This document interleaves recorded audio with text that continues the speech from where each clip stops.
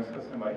I'm from Lancaster University, and this paper done together with Manfred Lau, David Kim, Nick Miller, and Hans Gellison is about MixFab, a mixed reality environment for personal fabrication. And so what personal or digital fabrication enables us to do is to turn virtual files, virtual models, into physical artifacts. So we can, for example, take a 3D model, download it from the internet, and 3D print it to have a physical object. When we design for fabrication, we design those typically in virtual environments. So we design in a virtual space for a physical world. This has benefits. So for example, in virtual environments, we're completely free of physical constraints, and we can easily undo things, and we're very flexible. We can share files and easily recreate previous states. But this also separates the design space from the target space, which has drawbacks. So for example, integrating existing objects into design of a new object is pretty difficult. Or we have to learn again how to manipulate objects in these virtual environments, whereas in the physical world, we know how to move things around. What MixFab does is it makes both spaces overlap again. It brings the design space into the physical space. To do this, we use an augmented reality environment in which users can quickly create new shapes by drawing them on the floor and extruding them into the 3D world. They can manipulate shapes by, for example, cutting off sides, or scale them by indicating the size with their hands. We can also integrate existing objects and have them interact directly with the virtual object we're designing. We can capture their shape and combine them, here for example, to create the hole the size of a pen. Virtual objects also behave as if they were still physical. We can grab them and move them around. We can rotate them. We can also use physical objects as size references to see if there is enough material, for example, and if not, add more. Objects designed that way can then be sent off to a 3D printer and used straight away. So MixFab is related to a body of previous work that deals with the interaction of physical and digital spaces. So for example, Holodesk by Hilliges and colleagues, or a Mirage table by Benko et al. It is also related to a body of digital fabrication work that is concerned with how we can enable novices design meaningful objects. So for example, interactive construction by Miller et al., or KitKat by Fulmer and colleagues. MixFab really consists of 4 key components, and that is the augmented reality environment in which we do model, the modeling operations themselves, the things that we can do, the gestural interaction, that is how we do those things, and the integration of existing objects. For the augmented reality environment, we built on the work of Hilliges and colleagues, where we use a holodesk frame that has a display mirrored at a 45-degree angle, which is then mirrored into the interaction volume underneath through a half mirror. A Kinect on top is used for gesture recognition and the integration of existing objects, and a camera in the back of the frame is used to provide motion parallax depth cues. The interface that is shown on the display consists of 3 key components. One is the object shadow. Every physical object, including the user's hands that are introduced into the frame, produce this sort of shadow. And what it does is, it basically stops the display from emitting light and thus turns the mirror transparent. This way we can correctly include physical and virtual objects and have them correctly interact with each other. Virtual objects are also color-coded, and they can have 3 states. If they're green, it means they're active and they're being manipulated at the moment. If they're yellow, it means they can be manipulated by performing a gesture. And if they're gray, they are inert and they cannot be manipulated. And lastly, there are contextual icons that users select before performing an action, but they also show users what hand pose and what hand gesture they have to perform in order to do a certain action. So what actions can we do? What operations can we do in MixFab? First, we can create primitive shapes. And we do that by drawing the outline of that shape on the ground of the floor and then extrude it into 3D space and confirm with our non-dominant hand. A second way of creating shapes is by reusing existing physical objects, and we'll hear more about that in a few minutes. Once we have objects, we can manipulate them within the frame. We can grab them and move them around. We can rotate them by grabbing somewhere else, which forms a lever between the object and our hand, which we can then use for rotation. And we can scale objects by indicating the size with both our hands. We can not only manipulate objects themselves, but also their shape. And again, there are two ways of doing that. One is to cut off a slice of the object using a plane cut mechanism, where this karate-like gesture is used to indicate where to cut, and the non-dominant hand confirms. We can also combine objects together. Two objects can be added and fused, or subtracted from one another, for example, to create a whole. All these gestures that we've just seen, this gesture set comes from a small user-defined gesture study that we ran with 16 participants in a methodology similar to Volbrug et al., where we compute metrics for those gestures, such as agreement, that indicates how confident participants are in the gestures they propose. We seated our participants at a table with a camera filming an interaction volume of roughly 50 by 60 centimeters, and showed them pictures of the desired outcome, and then asked them to bring what gesture they would perform to bring by that outcome. We found that there are two kinds of tasks that we showed our participants. The first is where there are physical equivalents and where also the agreement was very high. So for example, to move and rotate an object, we do that in our daily lives. We know how to do that in physical space. Also for creating primitives, most users perform the same action, the same gesture that was to draw on the ground and indicate the shape they would want to have. Also for removing objects, which was the only task where we didn't have a picture, and where we asked users, imagine you had an object in front of you, what gesture would you do to get rid of it? Most users just wiped it off the table. The second group, however, which is more complex tasks, there was less agreement amongst users. So the first action in this group is a plane cut, is cutting off a slice of an object. And the two main things were using the thumb as a knife, the other was the karate gesture. Then material fill, given an object shaped like this with a gap in it, what action would you do, what gesture would you want to do to fill this gap, to add material so that this gap is gone? And lastly, integrating existing objects. For this task, we gave users a physical prop. We gave them a coffee cup and asked them, what would you do to either tell us a perspective system to replicate that cup or to create a hole the size of that cup. In this study, we found 4 primitive poses that users used to indicate or to do the gestures. The first one is touch, which was primarily used to draw the shape and to draw the outline on the floor of the frame. Then the flat hand, which was used to confirm or to indicate height. This shuto karate-like gesture that was primarily used for cutting off a slice of the object for this plane cut operation. And lastly, grabbing objects, primarily used for moving and rotation. We detect those gestures in using the Kinect depth stream only.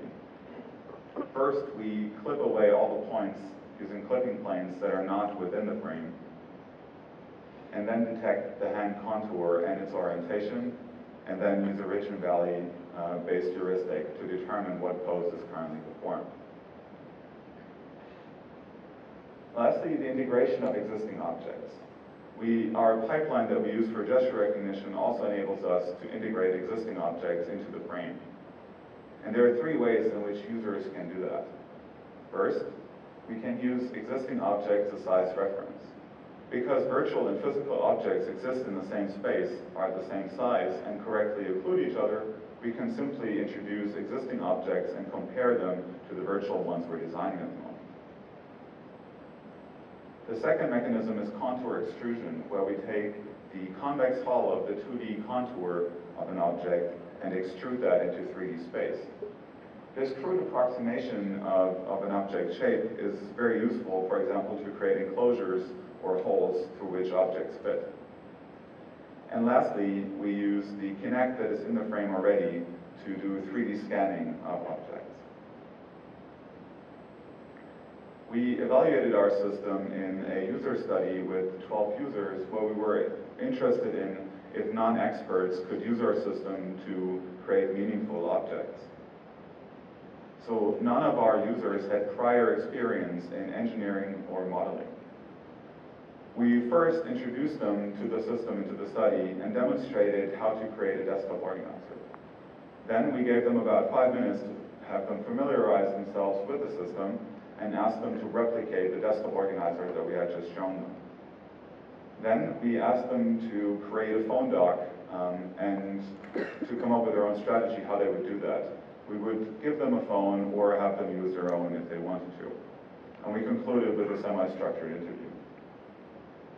All users were able to complete those tasks, and within less than 25 minutes created all the objects that we asked from them. Some users even engaged more with the system afterwards, for example, to create the banana-like shape using a physical banana. We also gathered feedback from users in the interviews, and we found that users liked that objects were as big as they are in reality. They had a sense of the size of the objects they were creating. Also, the concept of how to create objects in MixFab was clearly understood by users. So as user 2 said, when I was told to create a phone dock, I had a strategy in my head, thus knowing when to use a physical object. Also, this use of physical objects was emphasized by users. Some described it as fun, and user 8 said, I like the idea of being able to put my phone in there and then design something around it. So this concept of using existing objects in the design workflow was even emphasized by users. This is also what would situate MixFab in the existing body of fabrication work. So when we look at the two extreme ends of that spectrum, we see that there is large body on purely virtual design environments, also like traditional environments such as Autodesk Inventor or SolidWorks. And on the other side, we see systems that situate the design process completely in the physical world. And both extreme ends have advantages and disadvantages. So in the virtual world, we're entirely flexible. We can share files, we can easily reproduce state, we can very easily undo operations, and we can easily attain precision and are not bound by physical constraints. We can suspend objects in midair, for example. In the physical world, we get this direct engagement with the object. So we have this direct connection to the object that we're designing, and we can translate some of that intuition that we have in the physical world into the design process. However, we also lose some of the benefits that we have in the virtual world. Undoing something that was once laser cut is, for example, very difficult. Mixed reality fabrication represents a trade-off between those advantages and disadvantages. We maintain the flexibility of the virtual world while transporting some of the intuition of the physical into the design process. We also have this direct engagement because users are literally hands-on with the object. However, we also lack a bit of the precision, for example, we get in purely virtual environments.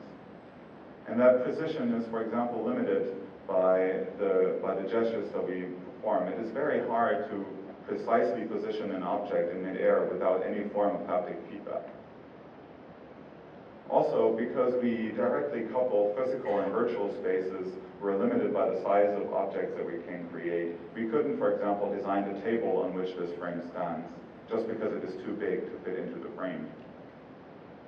And lastly, the set of modeling operations could be extended in future, for example, to include sculpting, to enable users to create more organic shapes. In conclusion, we've presented MixFab, a mixed reality environment that integrates existing objects into the design process and uses a user-defined gesture set for modeling. We've evaluated that system in a user study where non-experts were able to create meaningful objects within 25 minutes. And we presented the concept of mixed reality fabrication that situates fabrication between the physical and virtual space and acts as a third pillar between those two extreme ends of the spectrum.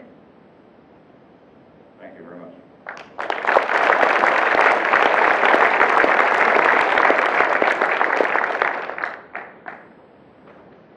Okay, again, amazing speakers with sold on time.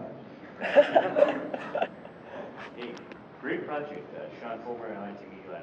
I'm wondering if you could talk a little bit about how you might sort of address some of those limitations, maybe by sort of combining it with, like, you know, keyboard and mouse or other things, because it seems like you have this whole system where you have, you know, this great co-located gesture and, you know, input and output, but then you also have a flat surface where you could, you know, have these more traditional tools. So have you guys thought at all about doing that?